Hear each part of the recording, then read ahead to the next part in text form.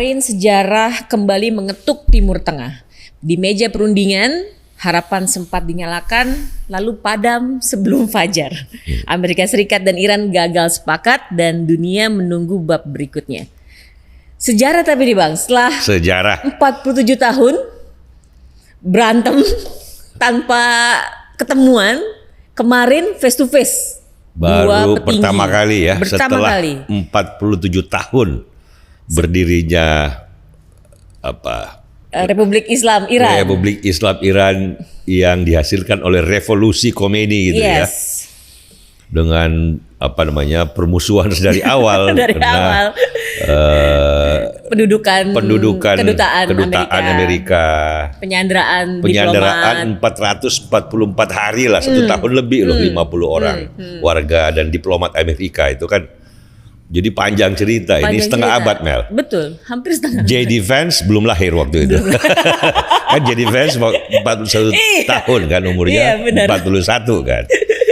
Tapi dia sebagai wakil presiden ketemu dengan Ghalibaf ya, ketua DPR, salah satu yang paling senior, bekas jenderal, bekas wali kota Tehran kan. Ghalibaf ini bersama Menteri Luar Negeri kan. Nah, pertama kan kita harus apresiasi dong, semuanya pihak kan nggak menyangka bahwa Pakistan memainkan peran yang cantik tuh. Di Islamabad jadi Islamabad Talks, tapi itu kan summit, ini kan pertemuan tingkat tinggi pertama gitu. Memang pada ujungnya masih gagal, kan gencatan senjata 2 minggu. Tetapi kan poinnya adalah sudah bertemu, kan kalau mau menghindari perang kan harus bicara. Nah kalau sudah bicara, mulut yang bicara kan berhenti dulu, berudal berhenti dulu. Gencatan senjata 2 minggu, gagal sekarang kan gencatan senjata bisa diperpanjang 2 minggu lagi untuk memberi kemungkinan diplomasi lagi gitu. Dalam jangka waktu yang masih ada seminggu ini juga masih ada kemungkinan negosiasi lanjut ya. Dan Duta Besar Iran yang di Pakistan sudah mengatakan bahwa kan namanya pertemuan diplomasi dari hubungan yang 47 tahun masa langsung 47 tahun seperti itu kan nggak bisa dalam satu meja perundingan. Walaupun kita harus catat bahwa perundingan ini surprisingly saya pikir cuma 3-4 jam dulu atau 5 jam lah misalnya, karena bertemu langsung loh. Kita kan nggak menyangka bahwa bisa bertemu langsung face to face antara J.D. Vance dengan Ghalibaf kan. Waktu di Oman kan sendiri-sendiri. Setengah ruang, setengah kamar gitu. Di Geneva juga begitu. Iya, Geneva juga gitu. Kali ini langsung seperti itu, dan itu sendiri sudah sebuah hal yang mengejutkan. Sebuah langkah maju gitu loh Mel. Apapun hasilnya. Dan ketemunya nggak 10 jam. 21 jam. Dan di tengah-tengah itu kata J.D. Vance, dia 6 kali sampai 12 kali teleponan sama Trump. Artinya jadi pasti juga Ghalibaf kan, pasti juga berbicara dengan paling tidak dengan Jenderal Fahidi yang di Tehran kan, itu Panglima Garda Revolusi. Itu ada break makan Indomie nggak tuh ya? Kalau pertemuan Hambalang kemarin 6,5 jam. Sampai 1:30. Kalau ini sampai jam 6 subuh.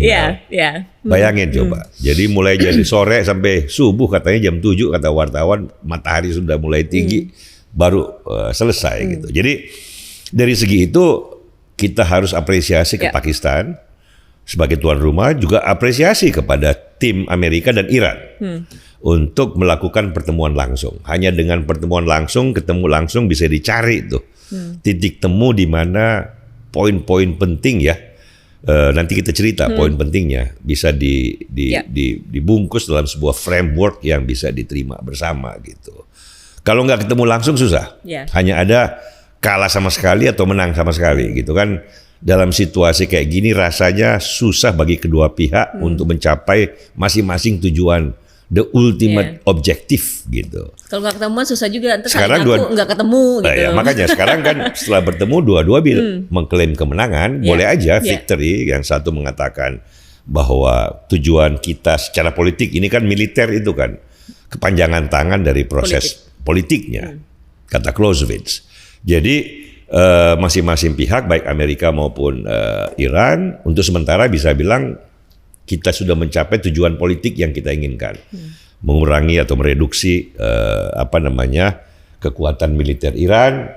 Dari segi Amerika, ya Trump kan namanya juga dewa mabuk, bilang sudah terjadi regime change karena dua lapis kepemimpinan bisa dieliminasi yang dari awal gitu ya, bagian dari revolusi teokrasi awal gitu. Nah, penggantinya kata Trump lebih pragmatis, lebih oke lah. Ini kan Ghalibaf, Fahidi, kita lihat apakah memang betul seperti itu.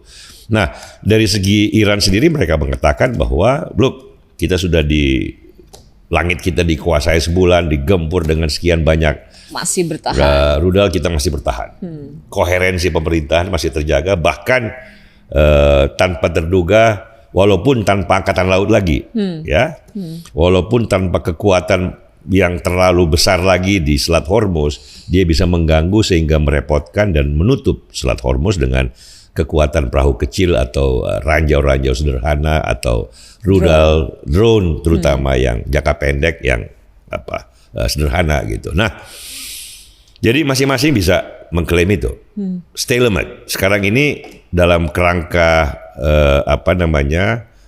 gencatan senjata 2 minggu yang bisa diperpanjang 2 minggu lagi dengan pertemuan pertama yang sudah selesai dengan berbagai aspek positif dan negatifnya. Positif karena mereka sudah mau bertemu langsung pertama kali sepanjang sejarah. Negatifnya adalah poin-poin besarnya belum bisa ketemu. Nah, ini kan orang bilang ya nggak mungkin sekali dong. Ya, kalau soal nuklir jangan lupa perundingan antara Amerika dan Iran itu kan 2 tahun waktu Presiden Obama gitu ya, karena banyak masalah teknis. Dan ini salah satu ganjalan, nanti kita jelaskan setelah ini. Kenapa sih masalah nuklir ini panjang cerita? Jangan lupa sudah 5 atau 6 resolusi PBB yang memang mengatakan Iran nggak boleh memiliki senjata nuklir, bukan nuklir dalam pengertian energi, senjata. Pengayaan nuklir ke arah weapon grade, ya. Itu resolusi PBB. Udah 5 atau 6 kali. Harus diingat, Mel, dalam resolusi PBB itu ada 5 negara besar yang menjadi anggota tetap. Amerika, Prancis, Inggris, dan 2 lagi ini kan Cina dan Rusia. Yang juga sahabat quote and quote Iran. Mereka aja berkata bahwa memang Iran nggak boleh punya senjata nuklir. Ini kan revolusi PBB, nggak main-main. Jadi dalam pengertian itu ini isu yang memang bersifat jangka panjang. Nah, memang kalau J.D. Vance kemarin mau memaksakan langsung Iran berkata bahwa oke deh, kita nggak akan lagi, silahkan inspeksi, PBB turun atau agensinya PBB, itu memang nggak bisa dalam sekali pukul. Wong dulu aja 2 tahun kok berundingnya. Oke, kemudian Selat Hormuz nanti kita bicarakan. Tapi intinya adalah bahwa J.D. Vance ini sebagai ketua delegasi ya mewakili setiap pemerintahan baik di Amerika maupun Iran ya. Ada yang disebut dalam soal hubungan dengan luar negeri, politik internasional, perang dan damai, ada yang disebut dengan elang, hawk, dan ada dove, merpati. Ya, baik dan jahat gitu. Bukan soal baik dan jahat, tapi cara pandang terhadap masalah perang dan damai, lebih agresif atau lebih mencari harmoni gitu kan kira-kira ya. Nah, J.D. Vance itu salah satu perwakilan dari kelompok merpati. Ya, dari awal dia nggak terlalu setuju dengan invasi atau intervensi ke Iran secara militer ya. Kalau Pete Hegseth kan yang mewakili menteri perang. Ya kan, Pete Hegseth kalau lihat yang ngomong kan udah kayak Trump aja dari segi itu gitu. Jadi ini bahwa yang dikirim adalah J.D. Vance ya, yang mungkin juga jadi presiden Amerika setelah Trump, itu kan mengatakan sesuatu yang penting. Itu kan sebuah pesan tersendiri. Bukan Pete Hegseth loh yang suruh mimpin, tapi kan J.D. Vance. Jadi ada sebuah upaya juga dari pemerintahan Trump untuk membuka diri. Lu ngomong yang enak deh sama J.D. Vance, gue nggak kirim Pete Hegseth, gitu loh kira-kira. Nah, dari Iran sendiri juga begitu. Tetap ada semula kan kabarnya Masoud Pezeshkian yang akan mimpin, presidennya ya, yang ketahuan juga mewakili spektrum merpati di Iran. Oke. Kan jelas kan. Kalau Masoud Pezeshkian kan sudah pidato malah 2 minggu lalu minta maaf kepada Dubai, Arab Saudi. Ini sudah terkirim rudal quote and quote ya, nggak lagi kok gitu kan, tapi kemudian berubah kan. Nah, yang datang itu Galibaf, tapi ini kan karena Galibaf. Galibaf ini elang apa merpati? Dulu dia elang banget, garis keras banget.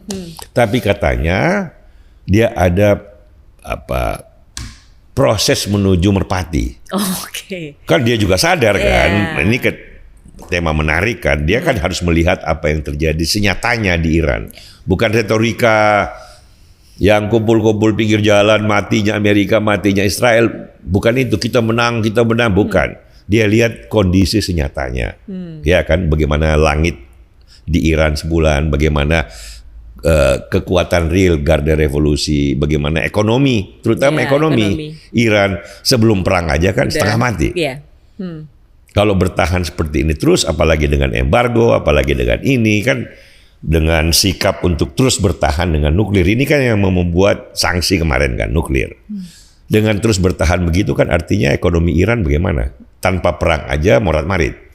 Apalagi dengan perang. Nah ini kan seorang jenderal garis keras seperti Galibaf bisa berubah, Mel.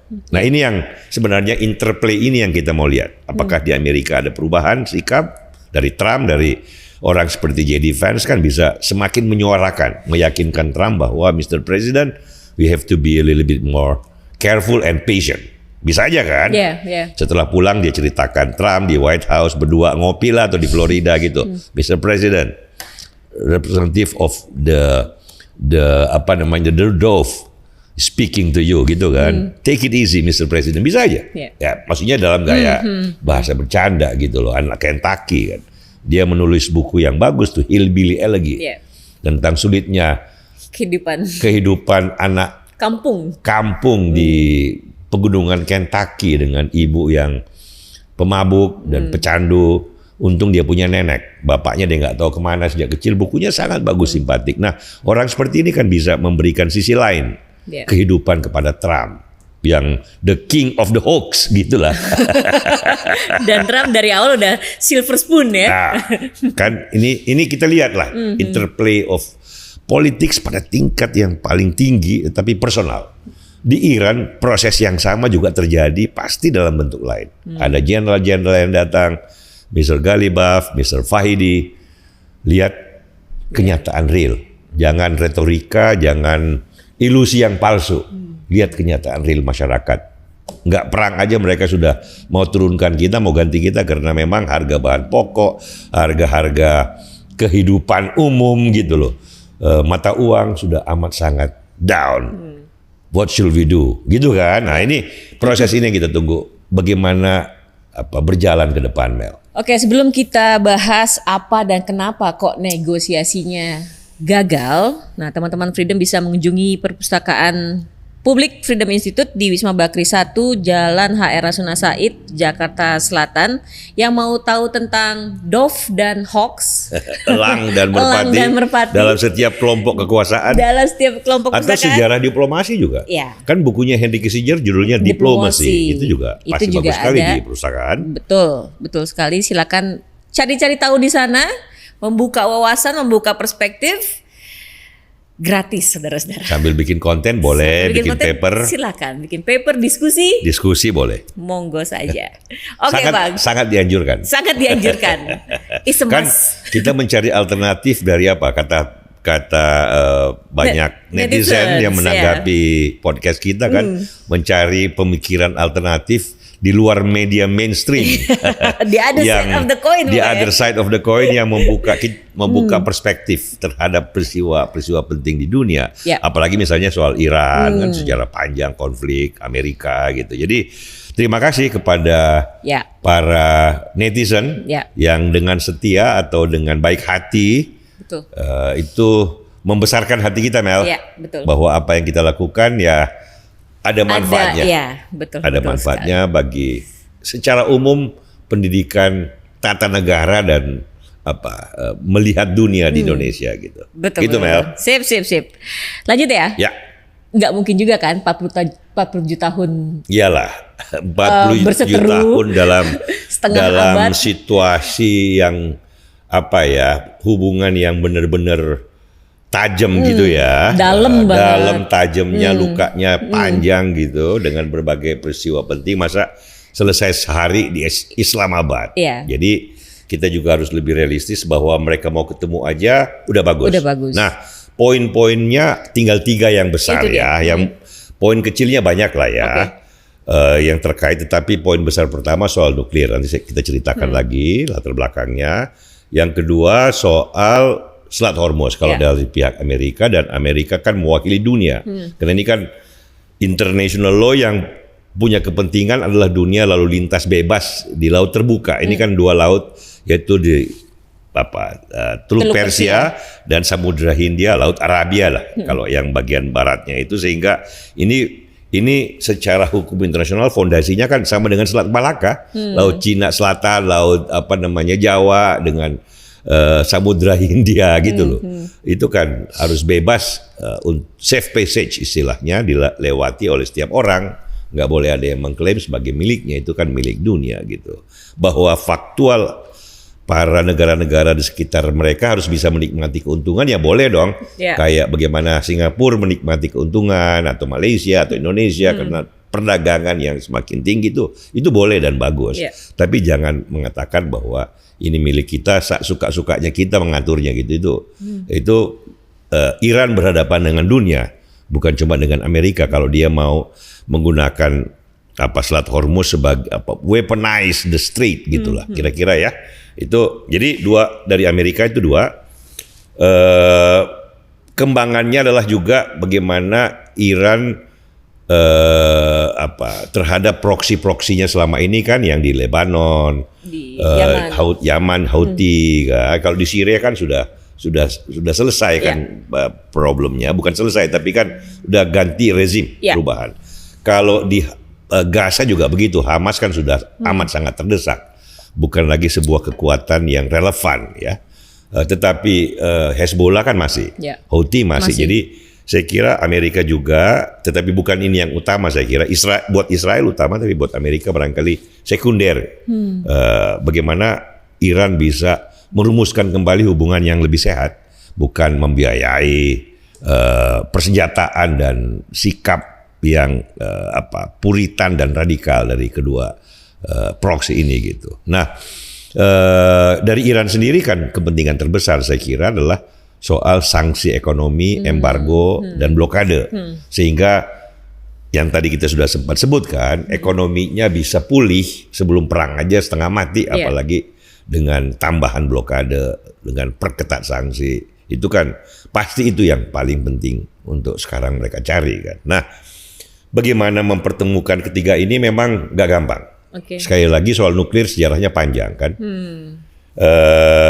Entah kenapa, ya namanya juga ini kan pemerintahan revolusi teokrasi yang menggabungkan bedil dan sabda Tuhan. Tetapi dia bukan hanya melihat ke dalam, tapi kan ambisinya sejak awal, pidatonya Khomeini sejak awal, pidatonya Ali Khamenei Ayatollah almarhum, itu selalu bersifat ekspansif karena kan sistem yang dipakai ya, penggabungan supreme leader itu militer, agama dan politik dan juga ekonomi sebenarnya.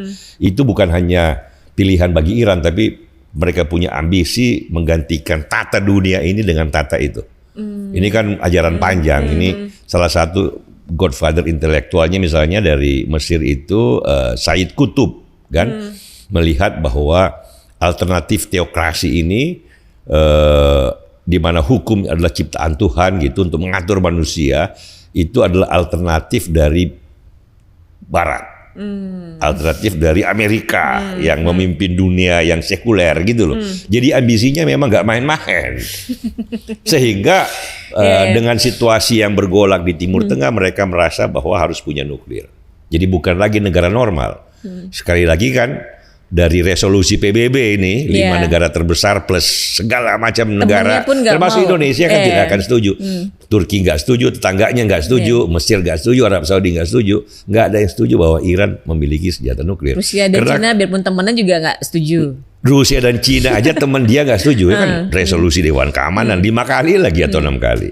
Jadi Mesir, Arab Saudi dan Turki pasti kalau Iran mau memiliki senjata nuklir pasti dia bilang enak aja loh, kita juga harus punya kalau gitu. Karena kawasan ini kan kawasan yang sudah bergolak sejak Perang Dunia Pertama. Lebih 100 tahun belum selesai pola dasar hubungan antara negaranya. Nah ini kan sudah kita ceritakan panjang, sehingga kalau realistis ya Galibaf ini pentingnya nih, kita bilang Deng Xiaoping moment ya. Galibaf dan kawan-kawannya sekarang berkata bahwa there is no end to the issue. Kalau dia tidak berubah sikap dalam soal nuklir, ya nggak perlu sekarang menerimanya. Kan bisa berunding setahun 2 tahun seperti waktu zaman Obama kan. Tidak ada ujungnya sikap seperti ini. Ya, tentu saja di baliknya kan ada tadi ambisi untuk hegemon kawasan, ambisi sebagai alternatif dunia sekuler gitu loh. Itu kan ilusi para mullah itu aja. Ini makanya Lana Nusebeh bilang kalau Dubai. Yes, makanya Menteri Luar Negeri yang bagus sekali, Lana Nusebeh itu, Menteri Luar Negeri Dubai berkata bahwa Iran itu menganggap Dubai itu sebagai ancaman. Sebuah ide alternatif bagaimana merangkul dunia. Ini kan Dubai kan begitu, Amerika, Cina, Rusia, India, Indonesia, semuanya boleh datang bergaul dengan akrab. Tanpa ambisi menjadi alternatif hegemon dunia, dia melihat bahwa dunia Barat itu bukan soal Barat, kemajuan manusia.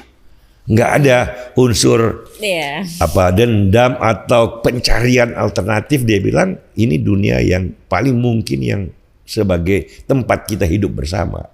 Kalau Iran kan nggak. Dia bilang itu dunia di mana hukum Tuhan tidak menjadi komandan utama gitu loh. Nah dia pengen itu gitu. Ini kan sejarahnya, teokrasinya di situ. Nah kalau sikap ini bisa berubah dan ada tanda-tanda bahwa garda revolusi baru ini ya punya perubahan sikap atau perbedaan sikap dari generasi revolusioner awal teokrasi itu gitu. Mudah-mudahan. Nah, kalau itu mereka bisa lakukan ya barangkali sebulan 2 bulan, mungkin setahun 2 tahun, tapi itu yang bisa membuat, karena nggak mungkin Amerika menerima bahwa dia masih mau punya nuklir. Bukan cuma Amerika kan, ini resolusi Dewan Keamanan, Soviet gak, Rusia gak mau, Cina gak mau, Prancis gak mau, Inggris gak mau, tetangga aja gak ada yang mau. Kan di sendirian mengisolasi diri kan, karena itu kan gak ada yang belain Iran soal nuklir. Siapa yang belain kecuali kaum fanatik sedunia gitu loh. Iya kan, gak ada yang belain. Nah karena itu they have to come to their senses. Dan Trump sudah berkata bahwa sanksi segala macam pasti kita kurangin bertahap.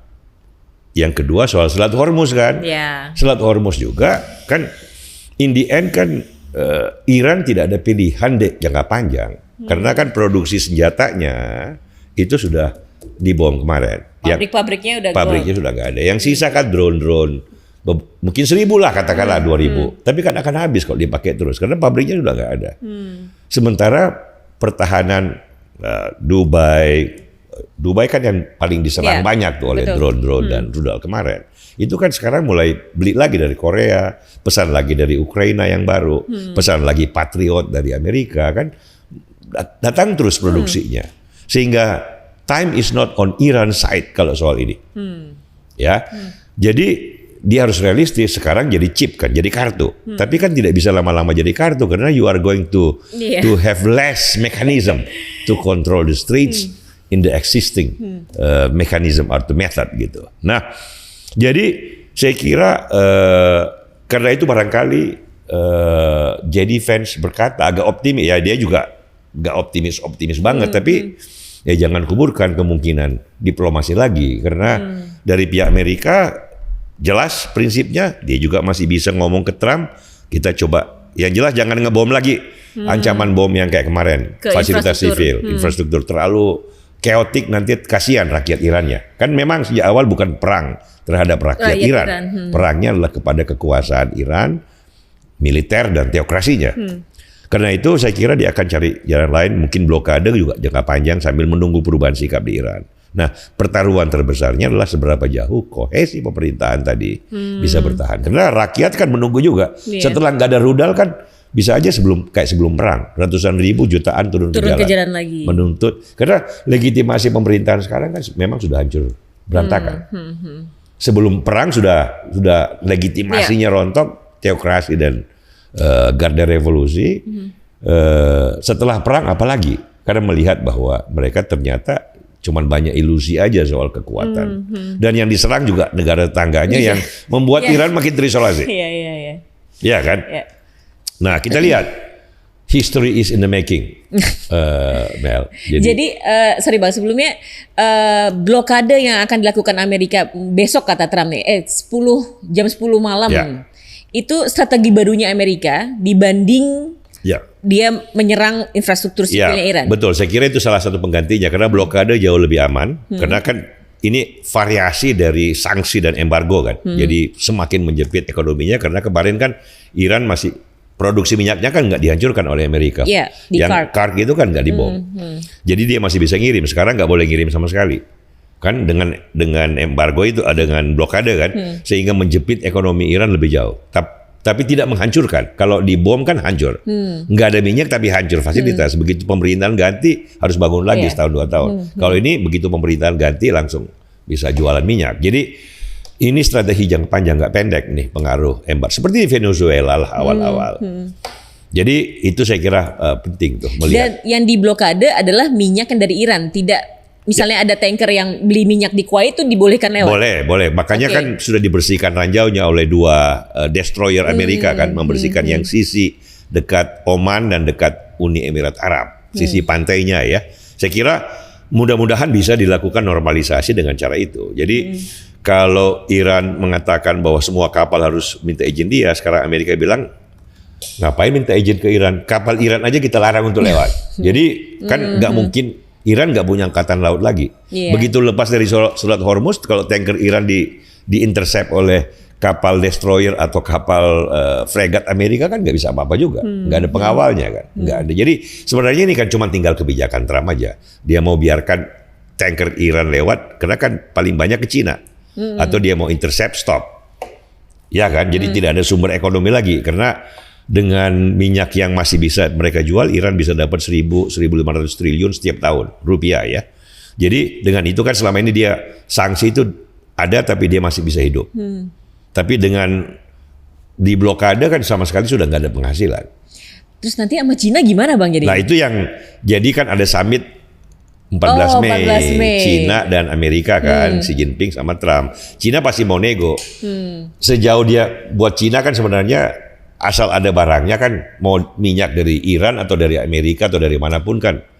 Yang penting ada. Yang penting kan kebakar, artinya bisa menghidupkan turbin gitu loh. Nah itu salah satu persoalan pelik kenapa Amerika selama ini kan tidak melakukan blokade terhadap minyak Iran yang dikirim ke Cina kan. Karena bagaimanapun Cina ini kan teman juga gitu loh, bukan musuhnya Amerika kan. Dia harus pertimbangkan jangan menambah musuh yang nggak perlu di pikiran Trump. Jadi itu saya kira salah satu. Ini menarik nih, karena ini pasti strategi jangka panjang. Blokade itu nggak bisa jangka pendek. Itu months atau years gitu. Sama dengan sanksi ekonomi, bukan pengaruh. Termasuk sanksi lah itu kayaknya. Kayak ketimbang perang kan sebenarnya. Itu kan metode yang lebih lembut, lebih halus. Walaupun dampaknya jangka panjang juga menjepit. Oke, Aco, katanya mau ada pertanyaan? Ada pertanyaan dari pinggir lapangan. Dari pinggir lapangan. Gitu kan. Dari ini ada di balik tangan nggak Pak? Bagus nih. Negosiasi kemarin ada yang di bawah tangan. Di bawah tangan ini jangan lupa loh, 21 jam itu kan masa cuma 3 isu dibicarakan. Siapa tahu ada sesuatu yang disepakati tidak dibicarakan secara terbuka. Jangan lupa pengalaman dari krisis nuklir waktu zaman Presiden Kennedy sama Khrushchev awal tahun 60-an. Yang di Kuba itu. Pig Bay itu ya. Akibat lebih lanjut dari Bay of Pigs ya. Tetapi kan di situ ada nuklir Kuba yang Amerika bilang, no ini kawasan kita nggak boleh ada nuklir. Baru ketahuan bahwa Khrushchev ngirim senjata nuklir ke Kuba. Dan itu hampir perang. Nah ada blokade juga gitu. Nah sebagai jalan keluarnya kan ada kesepakatan bahwa tangan yang tidak diumumkan. Khrushchev tarik nuklir dari Kuba. Tapi supaya tidak ada yang dipermalukan, Kennedy Amerika Serikat, Presiden Kennedy menarik nuklirnya dari Turki. Tetapi tidak diumumkan langsung. Jadi istilahnya supaya ada take and give, diplomasi kan kayak gitu. Gua kasih apa, lu kasih apa. Nah, Siapa tahu maksudnya Aco. Ini pertanyaan bagus sekali. Jangan-jangan ada yang tidak dikatakan, belum dikatakan dalam 21 jam ini bahwa oke deh, supaya lu nggak malu, gua nggak malu, tapi ada practical solutions. Lu pelan-pelan jangan nuklir ya. Pelan-pelan saya juga bikin apa. Ini who knows. Mudah-mudahan. Waktu Kennedy kan bagus banget tuh. Ada filmnya tuh yang 13th Hour kalau nggak salah ya. Itu bagus banget. Nah, apakah ada hal semacam ini dalam hubungan Amerika-Iran? Kalau tidak di Islamabad kemarin, mungkin pada saat bertemu lagi ada. Mudah-mudahan. Asal arahnya ke arah perdamaian, normalisasi hubungan dua negara penting ini, dan normalisasi Iran sendiri menuju negara yang lebih normal, bersahabat kepada tetangganya, dan potensi kemajuannya besar. Itu yang kita harapkan. Oke, satu lagi boleh nggak? Ya, boleh. Kira-kira next, menurut Abang nih, negosiasi ulang, status quo yang tegang, atau eskalasi? Lebih besar. Itu sama susahnya menebak pikiran Donald Trump. Harapan kita tentu saja, kalau belum bisa negosiasi lagi minggu depan, gencatan senjatanya perpanjang lagi dulu 2 minggu. Jadi ada waktu bernafas sambil kasih kesempatan pemerintahan baru Iran. Jangan lupa ini pemerintahan baru kan, tokoh-tokohnya masih baru. Melihat seperti apa sih kenyataan sesungguhnya, ini yang kita bilang kan. Seberapa jauh pemimpin yang baru Galibaf itu dan kawan-kawan ya melihat the new reality dan kemudian bergerak ke arah yang lebih konstruktif. Nah, mudah-mudahan itu harapan. Oh, satu juga Bang, mediator Pakistan. Pakistan bagus banget. Harus bisa. Ya, dan saya kira dia sudah dapat kepercayaan dari dua belah pihak kan, bahwa oke, kalau mau ada perantara lagi selalu bisa dengan Perdana Menteri Shehbaz Sharif atau Jenderal Munir ya. Jenderal Munir ini kan Field Marshal, udah bintang 5 dia, bukan lagi bintang 4 gitu loh. Itu bagus banget. Oke, kalau gitu baik. Oke, Terima Mel. kasih Bang Jelly. Terima kasih teman-teman Freedom yang sudah bergabung. Demikian Top News International Freedom Institute. Sampai jumpa.